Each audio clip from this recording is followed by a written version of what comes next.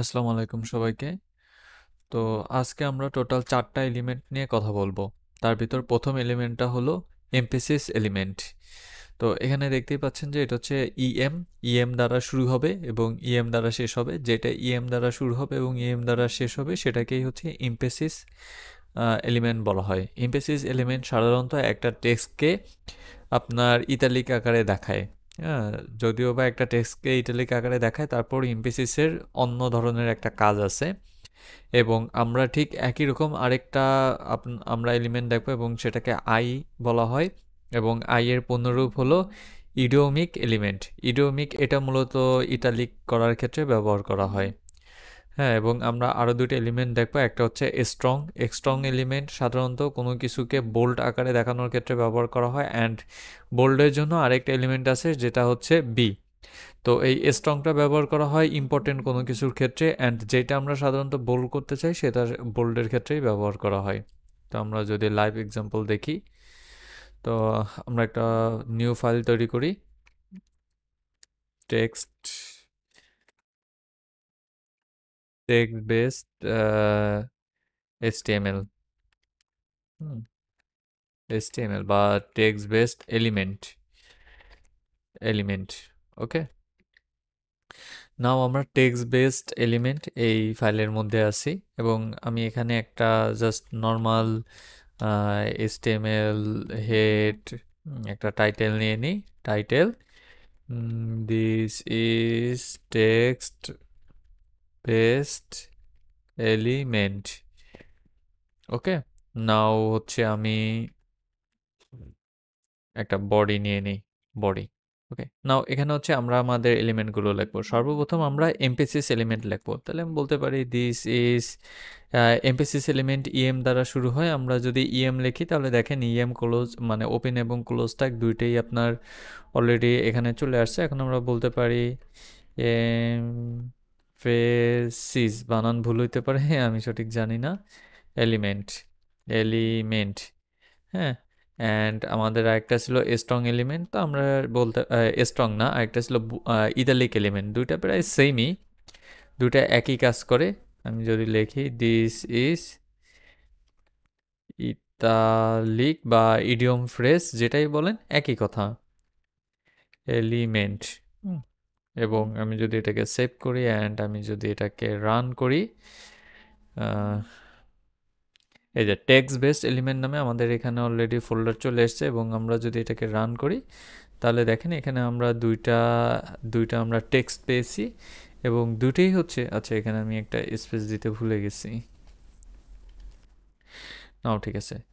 তো আমরা এখানে দুইটা টেক্সট পেয়েছি এবং দুইটাই হচ্ছে, একটা হচ্ছে আপনার ইমপেসিস এবং একটা হচ্ছে ইতালিক। ইমপেসিস আমরা ইএম দিয়ে প্রকাশ করছি আর ইতালিকরে আমরা নর্মালি ইতালিক দিয়েই প্রকাশ করছি। তো আমরা যদি ডেভেলপার টুলতে দেখাই, তো এখানে দেখেন ডেভেলপার টুলেও কিন্তু ঠিক সেম জিনিসটাই, আমরা যেটা ইমপেসিস দিয়ে করছি, ইমপেসিস কই গেল, এই যে আমরা যেটা ইমপেসিস দিয়ে করছি সেটা হচ্ছে ইমপেসিসের এবং আমরা যেটা নর্মাল করছি ইতালিকের সেটা হচ্ছে ইতালিকের। তো এখন আমরা হচ্ছে আর দুইটা দেখবো এবং সেটা হচ্ছে স্ট্রং এবং বোল্ড। স্ট্রং সাধারণত কোনো ইম্পর্টেন্ট জিনিস দেখানোর ক্ষেত্রে ব্যবহার করা হয়। তো আমি এখানে একটা হেডিং দিতে পারি, ইম্পর্টেন্ট টেক্সট, জাস্ট একটা নর্মাল হেডিং দিলাম। তো পি, তো স্ট্রং সাধারণত ইম্পর্টেন্ট কোনো কিছু দেখানোর ক্ষেত্রে ব্যবহার করা হয়, যেমন হোয়াট এভার ইউ ডু। এখন আমি স্ট্রং দিয়ে বলতে পারি do not cross this line, do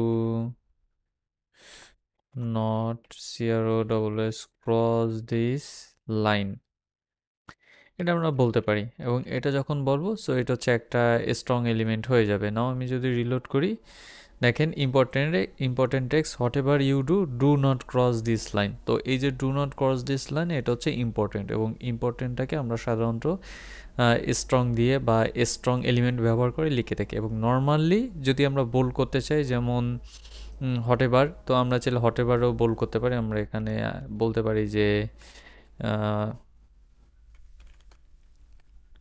control X and control V. So এটা আমরা বলতে পারি যে whatever you do, do not cross this line. Now যদি আমরা রিলোড করি তো আচ্ছা, এখানে হচ্ছে বোল্ড হবে বি, আমি ভুল করছি, বি। ওকে, নাও ঠিক আছে। অ্যান্ড আমরা যদি রিলোড করি, এই যে হোয়াট এভার ইউ ডু, এই হোয়াট এভার হচ্ছে জাস্ট নর্মাল বোল্ড, এটা আপনার ইম্পর্টেন্ট হতে পারে নাও হতে পারে, বাট স্ট্রংটা হচ্ছে মূলত ইম্পর্টেন্টের ক্ষেত্রে ব্যবহার করা হয়। হ্যাঁ, তো আমরা যদি এখানে বলি, এখানে যদি আমরা আরেকটা লাইন নিই,